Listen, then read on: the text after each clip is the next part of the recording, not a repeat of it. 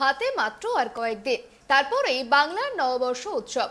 এবার রাজভবনে পালিত হবে বাংলা নববর্ষ উৎসব। বাংলা নববর্ষ পালনের জন্য ইতিমধ্যেই দায়িত্বপ্রাপ্ত আধিকারিকদের নির্দেশ দিয়েছেন রাজ্যপাল সিভি আনন্দ বোস বলেই রাজভবন সূত্রে খবর। তারপরেই রাষ্ট্রপতির কথা মতোই পয়লা বৈশাখ থেকেই সাধারণ মানুষের জন্য উন্মুক্ত হবে রাজভবন।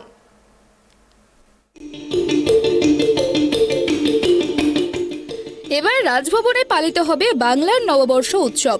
বাংলার নববর্ষ পালনের জন্য ইতিমধ্যেই দায়িত্বপ্রাপ্ত আধিকারিকদের নির্দেশ দিয়েছেন রাজ্যপাল সিভি আনন্দ বোস বলেই রাজভবন সূত্রে খবর। নববর্ষ পালন অনুষ্ঠানে থাকতে পারেন মুখ্যমন্ত্রীও। ওই দিন বাংলার সংস্কৃতিকে তুলে আনা হবে রাজভবনে। বাংলা ভাষার ওপর আলোচনা হবে রাজভবনে। পয়লা বৈশাখ বিকেলেই রাজভবনেই হবে ওই অনুষ্ঠান।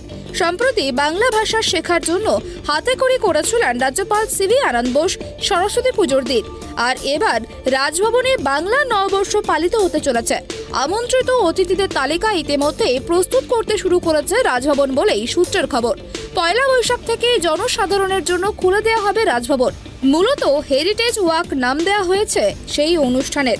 রাজভবনের ভেতরে বিভিন্ন দুর্লভ জিনিস দেখতে পাবেন সাধারণ মানুষ। তবে কি কি দেখানো হবে সেই বিষয়ে এখনো চূড়ান্ত সিদ্ধান্ত নেওয়া হয়নি।